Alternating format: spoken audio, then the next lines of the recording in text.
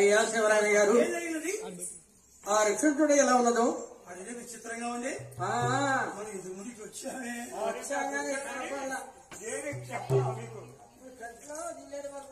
ఆ యొక్క యాపమాలకు మర్యాకులకి మామిడి పడవ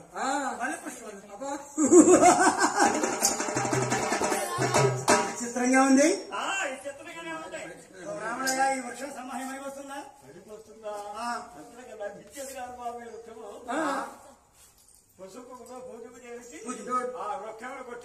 సాగరయ్య సముద్రయ్య అందించండి చేతగా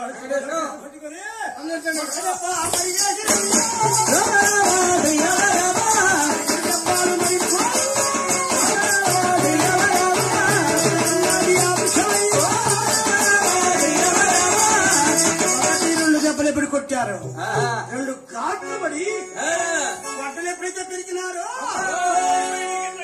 2 ఘాట్ల నుండి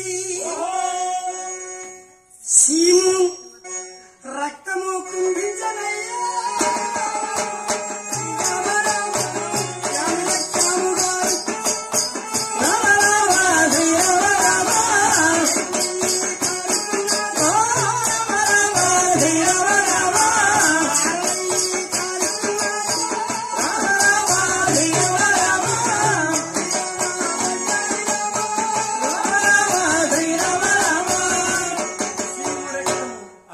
దుర్గంధమైనటువంటి వాసన జీతగాడ భయభీతులు చెందారు, పరిగెత్తుకుని వస్తున్నారు. గారు మేము చూస్తున్న వృక్షాన్ని గమనంగా పూజించి 1-2 దెబ్బలు కొట్టగా తొలి దెబ్బ పాలు కాదని 2వ దెబ్బకు పేడి రావాలి. ఆ వృక్షం అలా జరగలేదండి. ఏం జరిగినది? తొలి దెబ్బ కొట్టగా రక్తం, 2వ దెబ్బ కొట్టగా శ్రీము, ఆ వృక్షము నుండి శ్రీము రక్తం చెందించరాదయ్యా.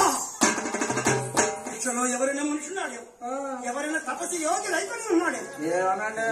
ఆత్మనాక సీమర్థం కాదుతున్నాడు. భవిష్యత్తు వర్తమాన ఆ బ్రాహ్మణుడు వినయించమంటున్నారు. శాస్త్రి గారు పంచాంగం లక్ష్మీ ద్రవతమ్మ నామధేయమును బట్టి చూశారు. అయ్యా నీ బిడ్డకి 16 సంవత్సరం రాగా ఈ సీమ రక్తముతో కుష్టి వ్యాధి సంభవిస్తున్నా. అయ్యో ఒక్క బిడ్డ తిరగతమ్మ కుష్టి వ్యాధి తండ్రి మృతికమయ్యా, మేము మృతికమయ్యా.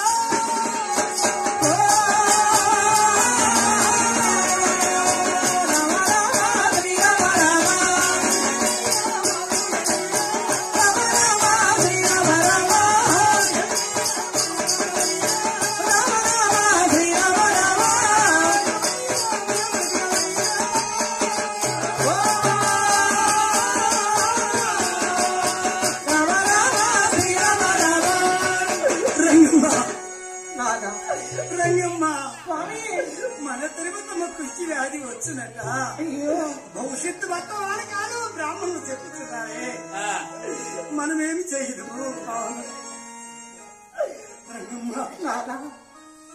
ఆ శివ రక్తం కానీ వృక్షాన్ని కొట్టుకున్నట్లయితే మన బిడ్డకి ఆ కృష్టి వెళ్ళి రాజమొగ స్వామి. అవును వద్దు రాధ. అయ్యా బ్రాహ్మణుల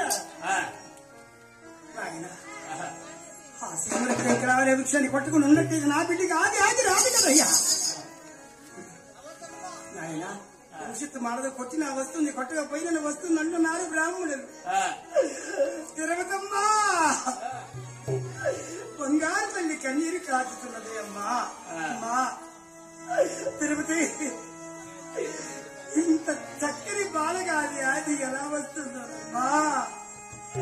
కృష్టి వ్యాధిని కొట్టున్నా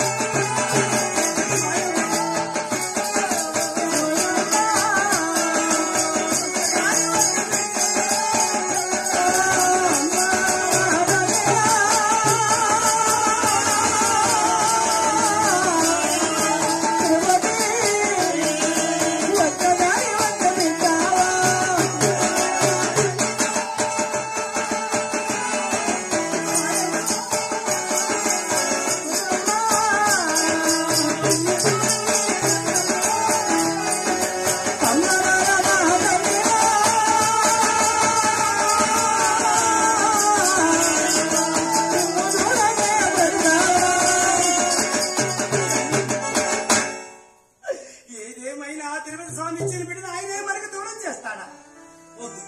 ఈ సీమ రక్తం కారేటువంటి వృక్షాన్ని స్తంభానికి వేయించడానికి వీలు. శ్రీనివాస, నీవే ఇచ్చావు ఈ బిడ్డని, నీవే కాపాడుతుంది. నా బిడ్డ తిరుగుతుమ్మగా వ్యాధి రానట్లయితే ఈ తిరుగుతున్న నీ ఎదుటిగా నా బిడ్డ పెళ్లి చేస్తున్నాడు.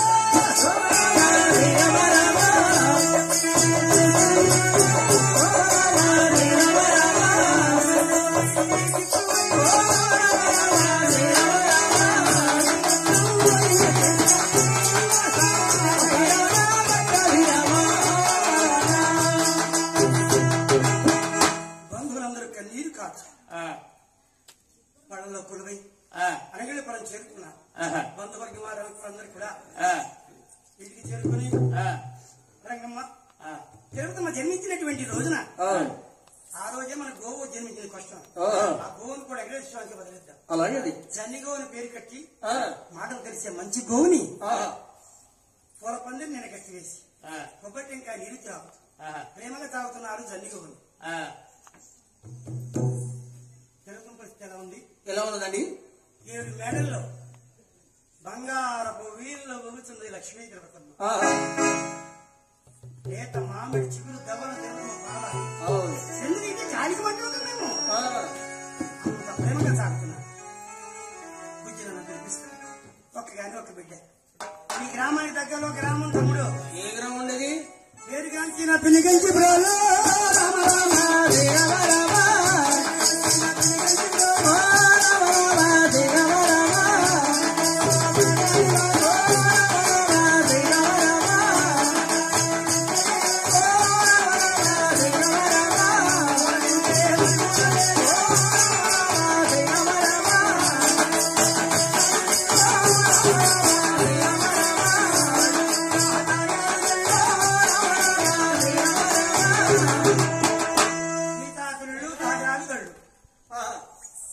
కనికంచిపురం గ్రామం.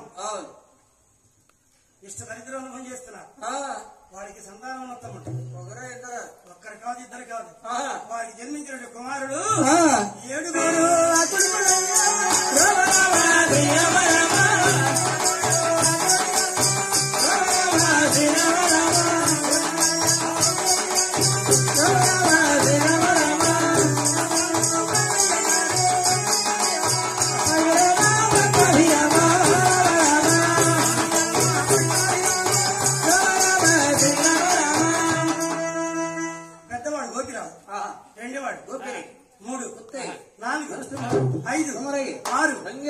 చిన్నవాడు మల్లయ్య.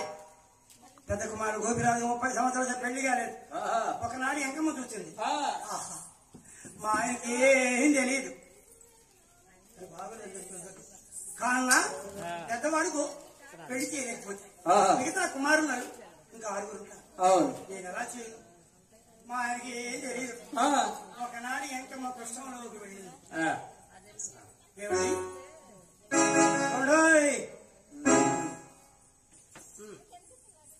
ఏమిటి ఏం చేస్తున్నారు? ఏమిటి? నీకేమన్నా మైండ్ ఉందా? ఎందుకో 7 అన్నావు బిడ్డలు చేసిన బాధ్యత ఎవరిది? పెద్దోడికి కళ్యాణం చేయలేకపోతే మిగతా కుమారు పరిస్థితి ఏమిటి? ఏముంది? పెళ్లి సంబంధానికి వెళ్ళొస్తాను, పెళ్లి చేస్తాను, అయిపోతుంది.